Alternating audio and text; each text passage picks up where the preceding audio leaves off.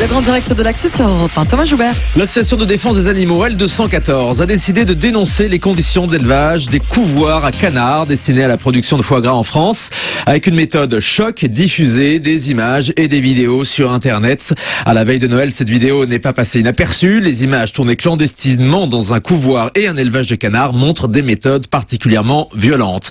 Brigitte Gauthier, bonjour. Bonjour. Vous êtes la porte-parole de l'association L214. Alors pour nos auditeurs qui n'auraient pas vu cette vidéo, pouvez-nous décrire ce qu'on voit clairement sur ces images?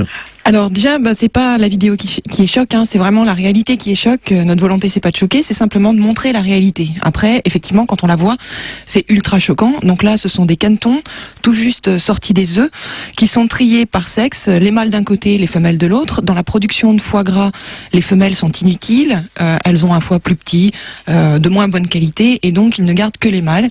Et donc les femelles sont expédiées dans une broyeuse, et on voit à la sortie de la broyeuse ces petits corps démembrés avec certains qui bougent encore et qui sont ensuite aspirés. Et puis il y a une deuxième vidéo sur l'insémination, donc là on vient sur les parents de ces œufs, où on voit les cannes inséminées de force, où on en voit dans de mauvais état.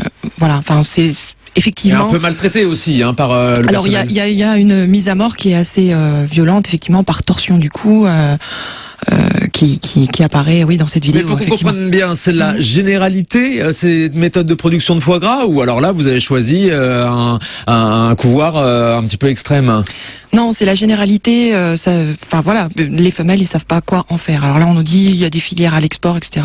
Ça représente très peu de canettes qui sont envoyées à l'export en tant que canettes à rôtir. Bon, après on peut se poser la question à quoi ils vont être mieux destinés, mais la majorité va à la broyeuse ou gazée. Enfin, il y a deux méthodes pour les mettre à mort, et donc c'est la majorité. Et ça fait des années qu'on dénonce la production de foie gras. À chaque fois, on essaye d'enfumer un peu le consommateur en lui disant non, c'est une exception, ça se passe pas comme ça. Comme par hasard, on tombe toujours sur l'exception. Pour vous, ça se passe toujours comme ça, avec des méthodes extrêmement violentes pour les animaux, avec des méthodes de cruauté, clairement. Alors, c'est des méthodes de cruauté sur les animaux, mais quand on regarde les ouvriers qui travaillent dedans, ce sont des ouvriers qui sont très calmes, qui sont pas des gens spécialement sadiques ou cruels.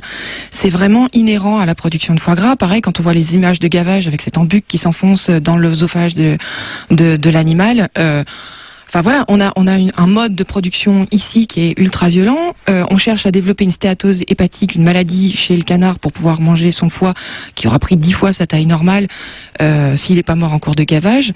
Donc voilà, enfin c'est inhérent vraiment à la production de foie gras, cette violence. Alors on a des campagnes de pub absolument, enfin on en a entendu une il y a un instant. Oui, il y en a sur cette antenne, bien sûr. Il y a beaucoup de publicité pour le foie gras, surtout au moment des fêtes, pour essayer de nous faire croire que c'est un incontournable. C'est absolument pas un incontournable. Attendez, on n'est pas devant une nécessité nutritionnelle. Oui, mais c'est quand même un incontournable. Il y a eu un sondage là du CIFOG qui dit 97% des personnes sondées estiment que le foie gras fait partie du patrimoine gastronomique français. Ça, vous pouvez pas le nier. Alors qu'il fasse partie du patrimoine, on se demande bien pourquoi, parce que ça fait pas si longtemps que le foie gras. Pourquoi pas le jambon? Enfin voilà, il y a plein d'autres produits qui sont mangés depuis bien plus longtemps que du foie gras. Mais même être nommé patrimoine, être dans la tradition, je sais pas quoi, c'est pas une justification. Alors, attendez, 80% des Français interrogés ne conçoivent pas Noël sans foie gras.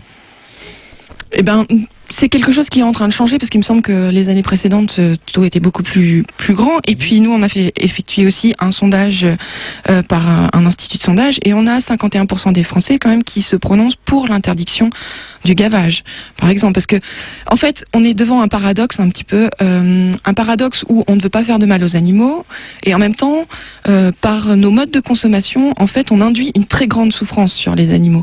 Vraiment, on est devant un paradoxe. Et puis on a, effectivement, toute cette propagande, toutes ces campagnes de pub qui essayent de nous faire oublier de quelle façon sont produits les aliments qu'on mange.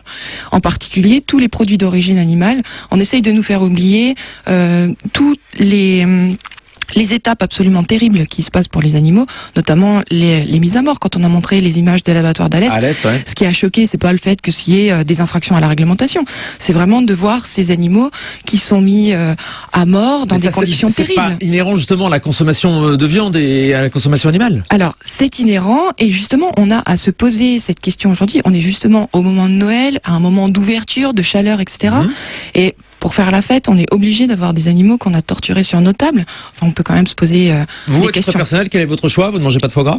Non, je mange pas de foie gras. J'aurais même un repas entièrement vegan de façon à... Végétarien donc.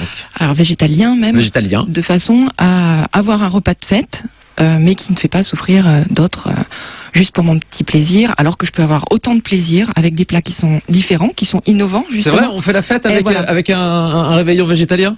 Ah bah bien sûr, non mais c'est des bons vivants les végétaliens. Ouais. Bien sûr, on aime faire la fête. Enfin, on est, moi j'ai mangé de la viande jusqu'à mes 20 ans. Mon mode de faire la fête, etc. n'a absolument pas changé.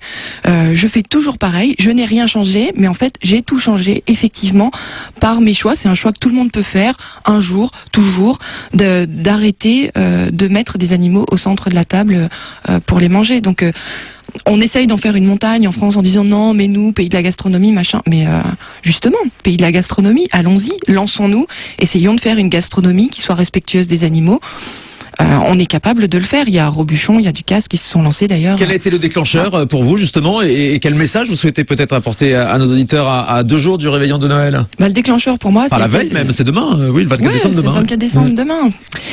Le déclencheur, ça a vraiment été de me rendre compte qu'il n'y avait aucune nécessité de manger des animaux pour vivre en bonne santé.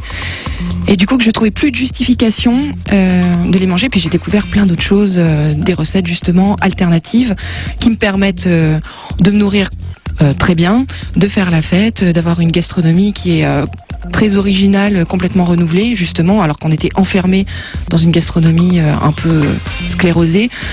Voilà, en fait, c'est une libération de manger autrement. Et pour conclure, pour vous, la fabrication de foie gras, ça se fait forcément par de la torture et de la cruauté animale. Il n'y a pas des, je sais pas, des petits producteurs qui font ça dans les règles de l'art. Non, l'objectif de la production de foie gras, c'est de déclencher une stéatose hépatique, une maladie chez le canard. Oui, ça on l'a bien compris. De toute façon, ça Donc peut le pas se gavage, faire, pour vous, c'est de la cruauté quoi qu'il c'est arrive. de la cruauté quoi qu'il arrive. Donc pas de foie gras sur votre table à Noël, ça on l'a bien compris. Merci beaucoup d'avoir été avec nous, Brigitte Gauthier. Je rappelle que vous êtes la porte-parole de l'association L214. Restez avec nous sur Europe 1, Grand Direct de la Santé à suivre.